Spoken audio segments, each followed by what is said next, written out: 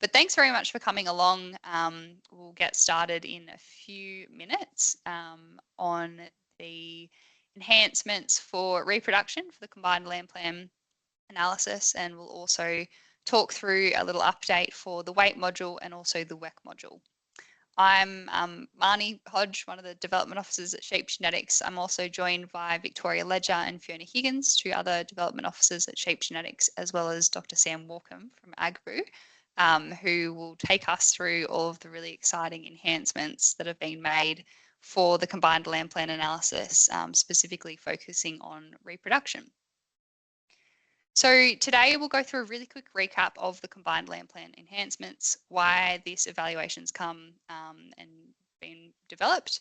We'll also then take a deep dive into the reproduction module updates that the team at AgBrew have made, and also take a look at the reproduction breeding values as well. So in terms of the a quick recap of enhancements to date, I just firstly wanted to start by thanking both the Sheep Genetics and AgBrew teams. This combined land plan analysis has been a huge portion of work and wouldn't have been possible without everyone at AgBrew, but also all of the Sheep Genetics team as well. And the combined land plan analysis came about for a few reasons, but mainly to make sure that we are still future-proofing and ensuring the long-term sustainability of our genetic evaluations in sheep genetics. We have obviously the terminal and maternal evaluations, but couldn't compare breeding values across those two evaluations. And there was a lot of breeds in those two evaluations that wanted to benchmark head-to-head to the other evaluation. So we now have greater crossbreed comparisons of genetic merit from the combined land plan analysis. We've also improved our data management as well as increased analysis efficiencies as well, quite substantially. And we have a much more accurate prediction of genetic merit in the combined land plan analysis compared to our current terminal and maternal evaluations. It's also a bit of a prerequisite for the development of any commercial genomic selection tools, being able to assess the merit of first and second cross animals as well. So lots of big changes happening in our combined land plan analysis, and it's for the good. But we just need to recognise that, in order to make sure that our genetic evaluations are sustainable and we have a more accurate analysis, there have to be changes as well. So the combined land plan analysis is just that. We're combining both the maternal and terminal evaluations into one evaluation where we can compare the genetic merit of both terminal and maternal sire breeds head-to-head. It's in its research phases at the moment, so you will have noticed that we're releasing tier by tier modules. We've released growth modules, carcass modules, WEC modules, and we're now about to release our reproduction module. So it's all happening. And I'm just going to really quickly go through some enhancements to date. All of these enhancements that I'm going to discuss from here have been applied to all of the previous module releases, so that growth and carcass, as well as our WEC module releases, as well as our reproduction module releases as well. So I've talked about it before, but obviously we've combined both the terminal and maternal data sets. This has had quite a large impact, obviously, because we've expanded the scope of our analysis substantially. So it has had a large impact on both the ranking between animals, but also the actual value of the breeding value itself. We've also removed a bit of data and pruned a bit of data based on the fact that this data was uninformative and not contributing to current day breeding values of current day animals. So we've removed New Zealand SIL data. We haven't received any recent data from them for a very long time. We've also removed phenotypes from animals that were born before the 2000 drop. So we're still using all of their pedigree, but we're just not using phenotypes of those animals that were born from, the 1980s and 90s. We've also removed syndicate pedigree. That's if you haven't defined an individual sire, if you're still just using syndicate pedigree only. We're not using that in the combined land plan analysis. And we also have removed single animal contemporary groups. So these are groups of uninformative animals and just kind of chew up computational speed of the analysis, and they're not contributing to breeding values significantly. So we've actually removed those. We've also removed Hogget eye muscle depth fat scans, as well as Hogget WEC data. We don't have a very big data set for Hogget fat and muscle and WEC information, so we've removed that as well.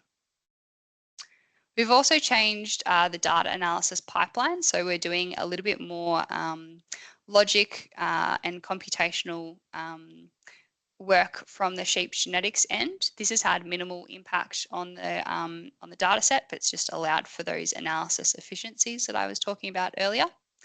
We have updated the lifetime contemporary grouping, which has had a moderate impact on both the ranking of animals and the breeding values themselves. So we're currently forming lifetime contemporary grouping on 3 key traits, including weight, wool, and WEC trait groups. We've also updated our fixed effects, so we're now including fixed effects in the actual model itself, so we can recalculate. So we're using the current information that's actually included in the analysis run every 2 weeks to inform our fixed effect adjustments as well. We have also updated our genetic parameter estimates, which has had a moderate impact on both the ranking of animals, but also the actual breeding value itself. So our genetic parameter estimates are things like the heritability estimate and genetic correlations between traits. Obviously, with a significantly larger data set, we've had to do this, and they've largely aligned across the board from our current terminal and maternal evaluations, but there has been a little bit of change. Specifically, I think post-weaning weight was one of the main traits that its heritability moved a little bit. We've also removed a global heterosis adjustment for WEC, which has had a moderate impact on both the ranking of animals and the actual breeding values themselves as well. We are also better utilising genomic information in the combined LAMBPLAN analysis. So this has had both a moderate to high impact on both the ranking between animals, but also the actual breeding value itself for individual animals. So we've updated our genetic groups to essentially use genomic information much better.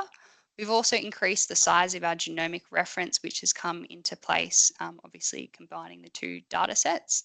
And we also have increased the weighting on our genomic relationships as well. So this is only, this particular enhancement's only relevant if an animal has a genotype, but for the combined LAMBPLAN analysis, if an animal has a 50K genotype, we are using 95% of the relationship between animals to be informed through that genotype, where if an animal doesn't have a genotype at all, we're still just using the relationship that has been supplied through doing lambing rounds or mothering up, something like that.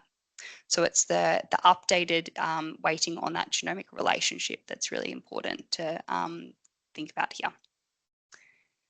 So that is all of the key enhancements that have been applied to the current reproduction module, but also past modules as well. Sam will also deep dive into a few more enhancements specific to the reproduction module in a few slides' time. But I just wanted to flag that we're at our 3rd tier release of combined LAMBPLAN. So for component reproduction, that will be released, the breeding values for that will be released as of the 1st of June analysis run. So probably expect that a week or so after the 1st of June. We will then be releasing our wool and indexes come July, and then visual traits for combined LAMBPLAN in around spring. And then in 2027, we'll be aiming to turn off the current maternal and terminal evaluations. So at the moment, obviously, the combined LAMBPLAN analysis is being run in parallel to the current terminal and maternal evaluations. So there's a lot of time to, I guess, wrap your head around what the breeding values look like, how they're being calculated, and adjust for any re-ranking between animals. If you haven't yet, I'd recommend going and having a look at the webinars and analysis enhancement resources that we've had released for each tier to date. And also it's really important to make sure that you're re-benchmarking using the percentile bands as well, because they're going to be the best way for you to figure out and wrap your head around the changes between the 2 evaluations. And obviously consider both sets of breeding values when you're doing your classing and joining going forward. So in terms of the updates to the reproduction module, I'm just going to really quickly run through essentially what component reproduction is for any terminal breeders in the room, because this will be a totally new reproduction analysis for you. And then Sam will take us through how the combined land plan analysis is better utilizing reproduction and weight data, the new validation and logic thresholds that are being applied for the combined land plan analysis, and then also some genetic group structure updates as well. So in terms of transitioning terminals to component reproduction, as I said, this is a totally new evaluation for the terminal producers.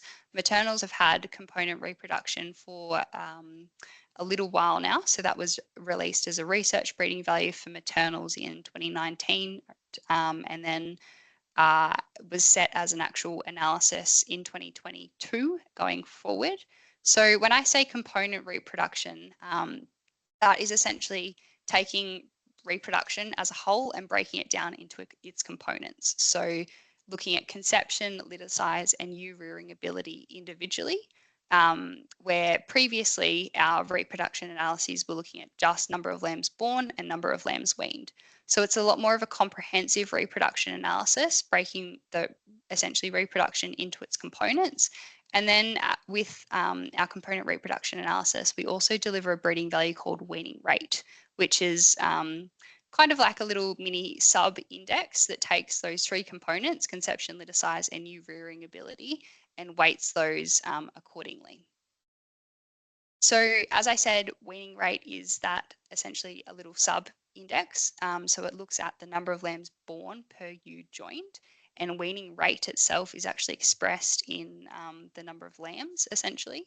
So we've got a graph on the left-hand side of the screen which shows that the relative economic value, or the REV, which is on the y-axis, changes for each of the three components, being conception, litter size, and ewe rearing ability, based on the average flock litter size, which is on the x-axis. So as your flock litter size increases, the weaning rate breeding value itself actually has more of an emphasis on that ewe rearing ability, because we know that it's more important for that, that ewe to actually be able to successfully rear that lamb when she has a higher litter size. So think of weaning rate itself as like a little sub-index that takes into consideration those three components of reproduction.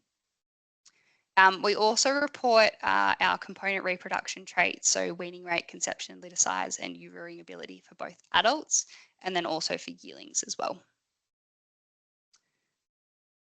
So as I mentioned, weaning rate looks at all of the components of reproduction, and it considers and takes into it utilizes, information from both our mating module and also our performance module. So depending on the individual trait, we utilize information a little bit differently in the analysis.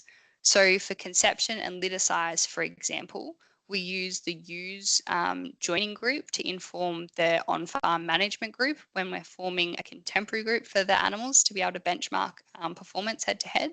But for ewe rearing ability, we actually use the lambs lambing group essentially to help inform our contemporary groups for this particular analysis. And for weaning rate specifically, we form contemporary groups, so those groups of animals that have had similar performance, so we can evaluate their performance relative to each other.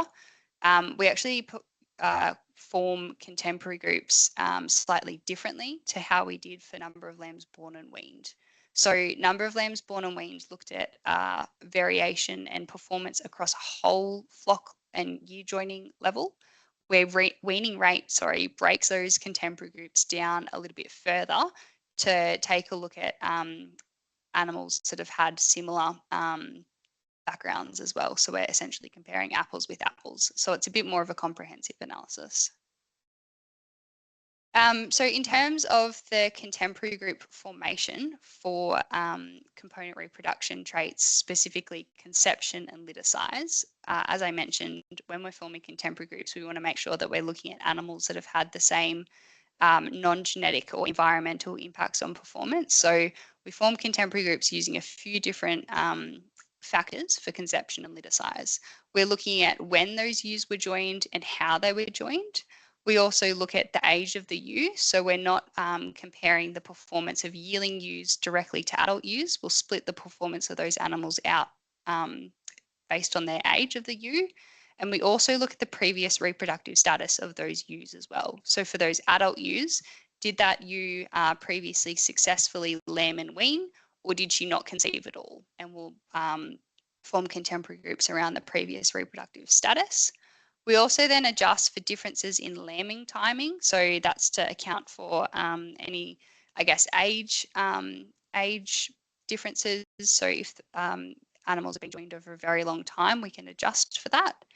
And then for yearling ewes specifically, we then break our contemporary group formation down even further by looking at the birth month of that yearling ewe. So was that yearling ewe born in November or December? And we'll treat those differently. And then also the age of that yearling ewe's dam. So was that yearling ewe born out of a yearling dam, or was she born out of an adult dam? So looking at how we form contemporary groups for ewe rearing ability, so a little bit differently, as I mentioned before, we're using that lambing group defined when you go and do lambing rounds. So we also, again, look at essentially when that ewe was joined and how her lambs lambed down. We'll then obviously again break down the contemporary groups based on the age of the ewes, so looking at yearling ewes versus adult ewes, and again for those adult ewes what their previous reproductive status was. We'll again then adjust for differences in lambing times to account for that seasonal influence and apply an age splice essentially, apply an age splice according to different dates of lambing. And then for yearling ewes, for ewe rearing ability specifically, we look at the birth month of that yearling ewe. So we're not, unlike conception and litter size, we're not looking at the age of that yearling ewe's dam for ewe rearing ability. It's just the birth month of that ewe. Now, for terminal producers, what we see in the sheep genetics analysis is that they haven't historically been well represented in submitting reproduction data. So that mating module, which includes pregnancy scans, ram in dates, ram out dates, pre-joined adult ewe weights and condition scores. So what we have is a really handy guide, and this is this is included in our breeders guide, so you can reference back to this whenever you need to. But it's a really handy guide for what kind of data you can record and submit around which particular part of the reproductive cycle. So if it's pre-joining, you can take condition scores and pre-join adult ewe weights within a 30-day window of the ram going in. It also defines what on-farm management group you should be utilizing, and then what area to include it in the on-farm software as well. So for anything pre-joining, joining and preg scanning, you'll be submitting that in the mating module. And that again also is a reflection of that ewes management group. And then for anything lambing and weaning, you'll be submitting that through the lambs information through the performance module. And that is a reflection of how that lamb has actually been managed. So if you aren't submitting pregnancy scans to sheep genetics and you have pregnancy scans, I definitely recommend getting in contact with sheep genetics if you're unsure how to upload this data, and we can talk you through that process, because we need, as I mentioned, a lot more variation within our component reproduction analysis, because we are forming contemporary groups to a much greater degree. So getting those preg scans in is really, really important to make sure that we've got all of the variation captured. So any ewes that were scanned and didn't conceive, so any preg scan zeros essentially. But yeah, definitely getting in contact with sheep genetics if you're unsure on what data to be submitting where or how to upload that data as well. But I'll pass over to Sam now to talk through the specific enhancements made to the Comp Repro analysis. Cool. Thanks, Marnie, and afternoon, everyone. It's a bit of a pleasure to once again present the work that the team at AgBlue has been developing and show you what we've been doing. So before I go too deep into the repro stuff, I do need to highlight that with this phase, it's a bit different to previous phases. We actually built the component repro before Combined LAMBPLAN, and a lot of the learnings we put in place when we built that is what helped underpin what we've released in Combined LAMBPLAN. So in essence, we've here we go, have kept it pretty much the same. So the focus of this has been to bring in terminals who are interested in reproduction instead of just trying to produce a breeding value for all animals. So in essence, our structure and a lot of the decisions we've made in how we build this analysis are around making sure that the terminal breeders who are submitting the data via the mating module are being provided with repro data instead of flooding it with lots of information from the terminal flocks that's not so much linked to reproduction. The second point there also highlights that we were very comfortable with our understanding of the repro parameter estimates and did some little testing, but have basically kept it what we had in the maternal module, and we're just bringing the terminals into the system. A key point about the reproduction module is the use of correlated traits. In this case, we take into account weight, eye muscle depth, fat depth, pre-joining, weights, and condition scores. It's important to understand that how we use that data has also changed to be in line with what we have done in phase 1 in the weight module, and so we're doing it again here in this module. So how we deal with the data has adjusted with that. One of the things we made very clear is that we only want to bring in the data for these correlated traits to be associated with animals that have repro data. We don't want to be starting to produce repro breeding values purely based on weight, eye muscle depth, and fat correlations. We want that, to be using that to refine breeding values that are driven by reproduction. So those who are not submitting repro information through the mating module and are just submitting this weight and fat data will not get a breeding value from that only.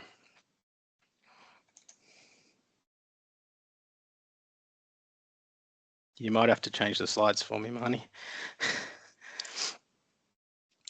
So what does that mean in regards to the amount of data we have?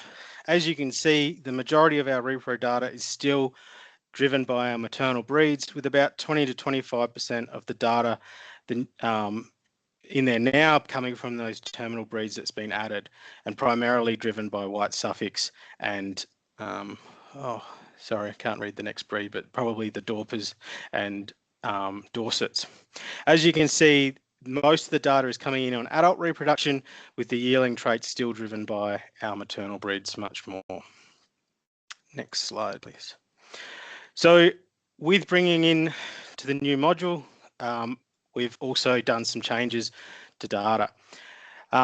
So there are some things that we need to think about when we're using the repro module, which maternal breeders are dealing with now in the current module. So we remove inconsistent data where scan data doesn't align. We have dates that are out of whack. So you have a ram in date after a ram out date. Those sort of things all get corrected and data is removed. Contemporary groups must be at least 5 animals. There is variation requirements within contemporary groups, which vary across traits, which is effectively, if you have no variation in your contemporary group, you can't show differences between animals, and so it provides no value. So we just remove it because it causes analytical problems.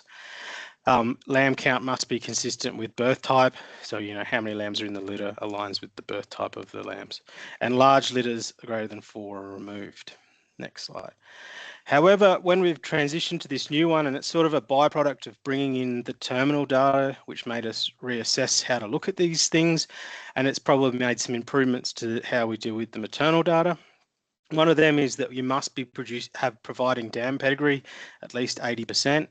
Why is this important? Well, when you have a lowly heritable trait, you need to be linking multiple generations of females up together to get good, accurate breeding values. We know that the maternal, that providing progeny reports improves our accuracy of our breeding value, and that's much more important in the maternal traits for reproduction and linking up those maternal lines.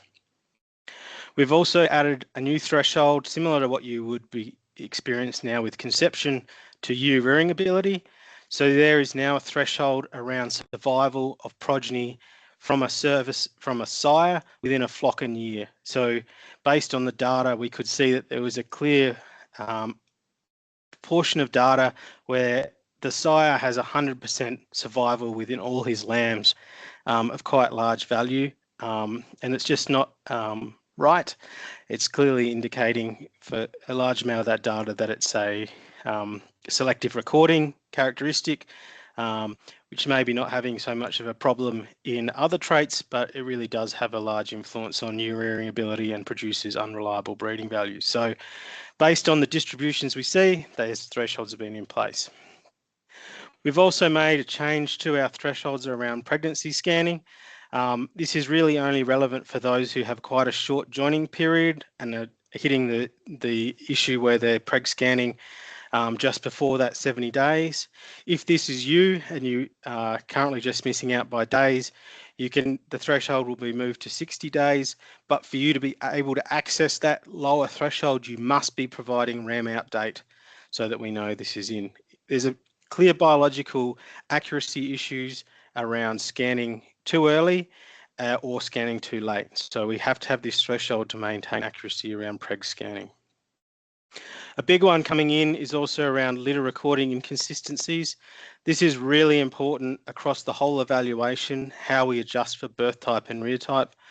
Incorrectly identifying twins and singles will impact breeding values of animals for all traits, but it's consistent. It's most obvious here, and it will also be an issue in lambing. So there'll be a restriction on the level of inconsistencies allowed within a cohort of ewes and lambs. You'll get flagged by this in the future via the SG submission pathway, hopefully, and we'll be putting that one in too. So taking all that into account, we are pretty confident we're producing some really nice data quality going into the analysis. A big thing to take note of, especially in this evaluation, is just changes to the, I guess, the genetic group structure, as well as the increased influence of genomic information. As you would have heard in the previous webinars and across all the other phases, we've changed the genetic group structure to enable us to account for differences, well, association between our foundation breeds within the evaluation and better model our understanding of breeds.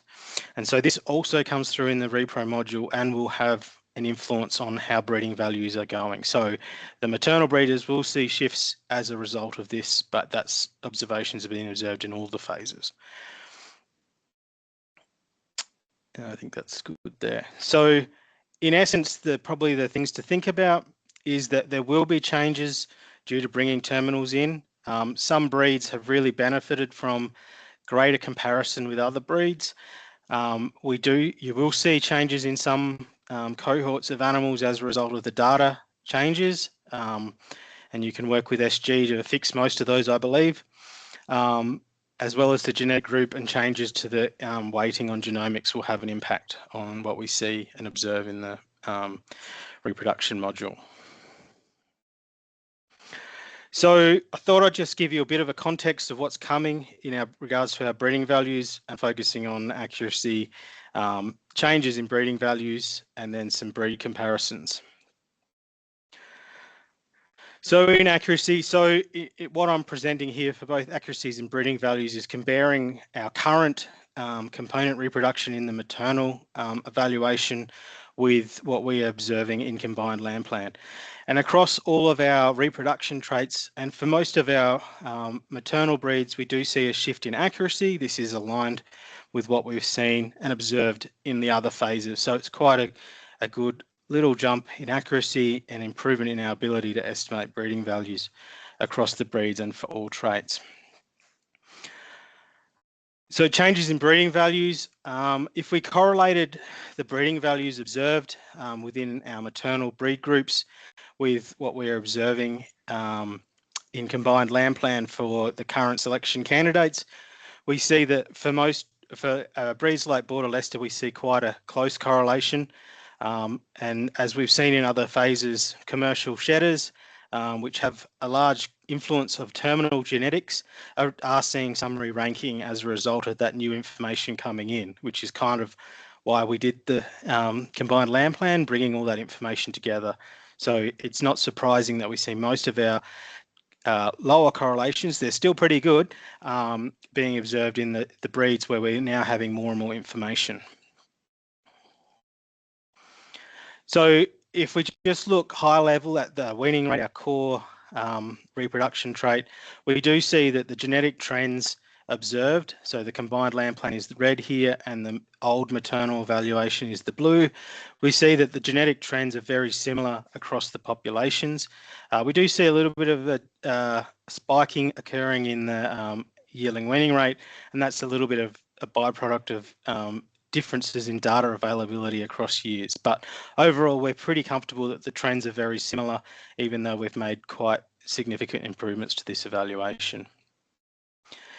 If you then break that down into our reproduction components, we again see that our genetic trends as a whole seem to be following a similar pattern to what we're seeing in our current evaluations.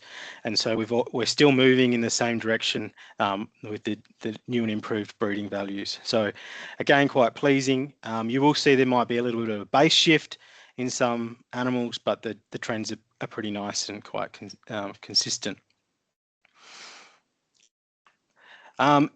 Again, just highlighting this again, if we look at the maternal size, so these are size that are from the 2023 drop, and they have an accuracy greater than 50% in both the current evaluation and the new combined land plan evaluation. And for a whole, across all the traits, we see pretty strong relationships and correlations, but you will notice the orange dots being a little bit off and shifting the most. And that again comes back to that comment about the CS population, commercial shedders. And this is because of two main things. One, we have more information about the terminal genetics that are contributing to their breeding values, but also noticeably that the CSs are providing a lot of the links and relationships between the terminal breeds and the maternal breeds. So they are often run in contemporary groups that are referenced, have both maternal and terminal size. And so now we have a better comparison of these animals against a greater diversity of genetic groups, and we were able to better identify their genetic merit. And so they're probably actually getting a little bit of a boost and going a little bit closer to what the maternal foundation breeds in which they're built around. So that's why you see that shift in the CSs. So that's just focused on maternals, and we've used our comparing the maternals to the terminals as our point of validation or proof that we're doing the right thing. And so we'd be comfortable that the maternals are getting as equally good evaluation in this combined evaluation. The terminals are just getting new stuff now, and it's cool new stuff. And I only really want to talk about this shortly, and once the breeding values come out, you'll get to understand a little bit more. But here we have a box plot representation of the 23 drop animals by the breed code and the variation across yearling and adult weaning rate. So as Marnie talked about, that's our combined reproduction index or component trait. So if you see across there, we can see that the variation within breed in most cases exceeds the variation across breeds, but we do see some breed effects. And as you can see, we're now able to provide quite good reproductive breeding values for within the terminal lines that are providing mating data. So overall, we're pretty happy with the component reproduction module, and that'll be coming out after we've run the June 1 land plan base runs, and then we'll run the combined land plan, and that will come out early in June. At the same time, we just wanted to also highlight to you, everyone, that there will be a slight adjustment to the phase 1 module, in particular around the weight traits. So when we released the phase 1 module, we highlighted that the base of our evaluation was the average of the 2,000 born animals. This is quite a big shift from what we observe in our current land plan evaluations. All we're just saying there is that the average 2,000 animal in the evaluation should be a 0. What that meant is that there was quite a shift down in the breeding values, not in regards to ranking, just the mean shift was down. And so people were looking at different numbers. It was raised to us through your advisory committee, so it's industry stakeholders that provide us with information, that as a result of this shift, that there were some breeds where a lot of the animals actually had, well, in fact, the whole breed had negative weight breeding values. And whilst the stud breeders understood that that was a byproduct of the shift, they found that that was leading to negative connotations and poor interpretations out in industry, and not a reflection of the animal's merit and misinterpretation. So there was a request to shift the base of the population up to being similar to what we observe now in the terminal maternal analysis. So this will be a good thing because it will mean that the indexes that will be coming soon will probably be similar values. So what you can see here in this plot is I've just went and got the 50th percentile out from sheep genetics. You can find this on the website. And I've plotted it across the age of the animals. And as you can see, each of those dots refer to a significant weight trait. As you can see, the purple line, which is our combined land plan, for the average animal in the current percentiles, sits at around 5 or 6 for most of these traits. That's significantly lower than what we've observed in the current land plan, which is the green, or the current terminal, which is the light blue. So as a result, the decision was made to shift it up to the middle part, which is basically a midpoint between maternals and terminals. So that's that dark blue line. Do you want to just press the button, May? As you can see, this will mean that the bottom percentile, the 90th percentile, will be well above 0. So we should have very few animals below 0 for our weight traits, and they are probably worthy of being below 0, so it's not too much of a problem. But it also means that the 10th percentile for combined land plan will sit in around that maternal terminal line. So the breeding values out of combined land plan will be much closer to the numbers people are experiencing now within the maternal and terminal evaluation for their weight traits. So there has been a base change for all weight traits from birth to adult weight as well as carcass weight. So that'll come out with the June 1 release.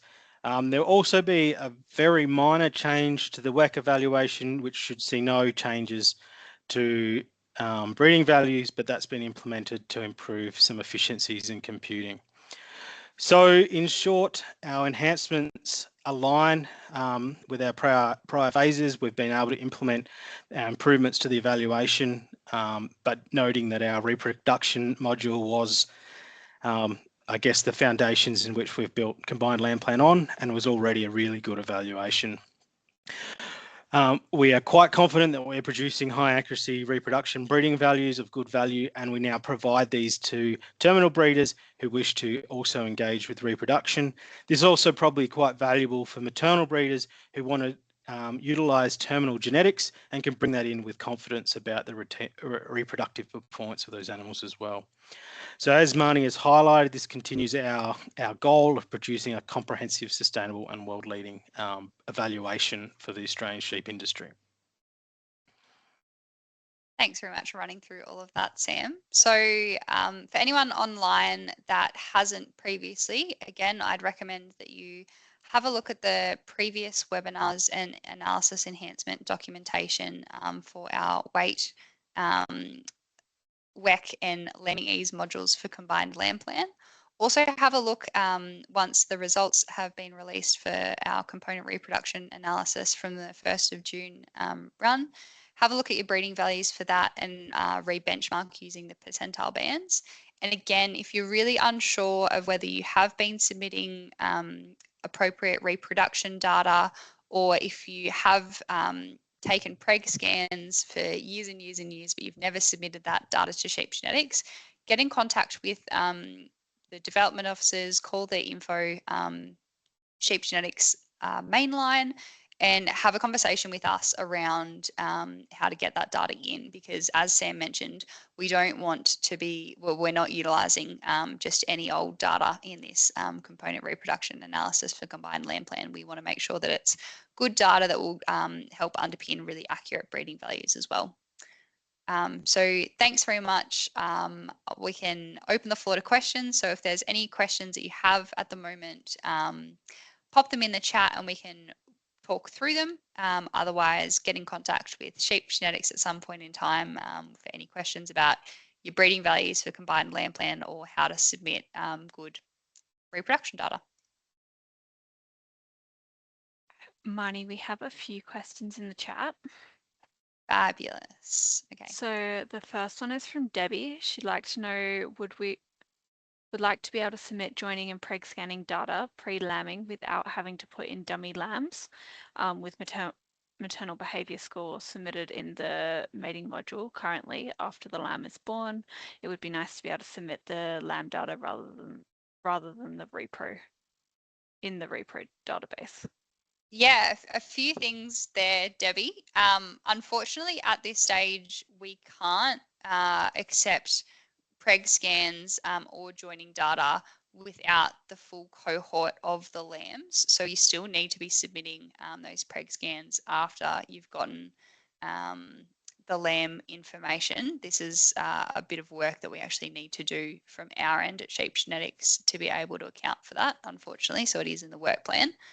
But in terms of, I guess, streamlining where you supply that data in the on-farm software, i.e. submitting your maternal behaviour score against the lamb, because that's when, you know, you're recording maternal behaviour score at the birth site. This will depend and vary based on each on-farm software, and something that we can definitely talk to all of the on-farm softwares for. I know specifically for Pedigree Master, there's been an update recently that allows you to actually submit reproduction and mating data in against the lamb itself. So submitting that maternal behaviour score in the section where you are recording data for the lamb, and that will flow through to the appropriate section when you submit that data to Sheep Genetics. So I know Stephen's done a bit of work there to help streamline where and how you submit data in Pedigree Master specifically, but we can also talk to the other softwares about making those updates from their end as well. So hopefully that answered your question. Thanks, Debbie. If you had any more questions on that, you're welcome to pop them in the chat or pop your hand up. But we'll move on to the next question, which was from Isaac. Will you adjust other ASPVs to avoid negative looks, i.e. adjusting WEX so they aren't all negative? At this stage, Isaac, no, we haven't thought about that. Haven't looked at it at all, but can definitely take a look at it and consult with the advisory committee around making sure that all WEC breeding values are negative. I'll just back up Marnie's comment that as part of the final shift from our research analysis to the new evaluation, the need to potentially implement other base changes will be reviewed and assessed so that we continue to get good engagement with our evaluation. Thanks. The next question was Dave. He wants to know, will Pedigree Master be adjusted for the new combined LAMBPLAN system? Yeah, good question, Dave. So at the moment, you won't be able to import your combined LAMBPLAN breeding values into your on-farm software. And we have done this specifically. So we don't want people to get confused and accidentally import breeding values from the current terminal or maternal analysis in one run, and then the next run import breeding values from Combined LAMBPLAN. So we have, I guess, quite specifically made sure that you can't download your breeding values into your on-farm software at the moment. This will get updated once we actually decommission the current terminal and maternal evaluations. So once come 2027, you'll be able to import your breeding values into your on-farm software and flow through that way. Thanks. Once again, if you have any more questions on that, let us know. The next question was from Lorelei. She wants to know, is the system recognizing ewes that are lambing every 8 months or less? Again, really good question. So at this stage, Agbrew hasn't done any work around accelerated joining, which is kind of hitting this question. And that is because, unfortunately, we do not have good and accurate data for flocks that are doing accelerated joining. So we have, and when I say we, I mean Agbrew has looked at this quite comprehensively a number of times across the years, and we don't have enough data in terms of dam pedigree, but also really good reproductive information. So mating dates, joining lengths, preg scans coming through for flocks that have indicated that they're doing accelerated joinings. I'm not sure if you want to add anything else on top of that, Sam. Yeah, I just reiterate that it's always been something that we keep on our work plan as something we need to address. But with a lot of things, we are heavily dependent on data to be able to make the ability to build these modules. And a lot of it will come around to how we are able to correctly put animals into contemporary groups and adjust for the fact that there'll be some animals having multiple repro events within a 12-month window, which is a good tool for us to be able to validate data in a traditional lambing system, which obviously can't be done in the accelerated joining system. So without the data, we can't build the structure around it to enable it. So it's a bit of a case of, if you guys are able to work with sheep genetics to get this data coming in with the important information aligned to it, we can build the system to produce the reproduction traits for an accelerated lambing system. So and also make us making do it. sure that Give you've us the got data. enough pedigree to make it viable. Because if there's Yep. not enough pedigree in the flocks that are doing accelerated joining, then that's just not possible. Yeah, pedigree's data. It goes beyond just the phenotypes. All right, Perfect. that was all the questions. Great. I'm not sure if there are any last minute questions or anything that's coming into people's brains, but we might pull up stumps and leave it there. Give us a call if anything comes to mind, flick us an email, have a look at what data you're submitting. Make sure that you are submitting preg scans to Sheep Genetics if you have them. But otherwise, thank you very much for your time, and happy reviewing your breeding values come the 1st of June analysis.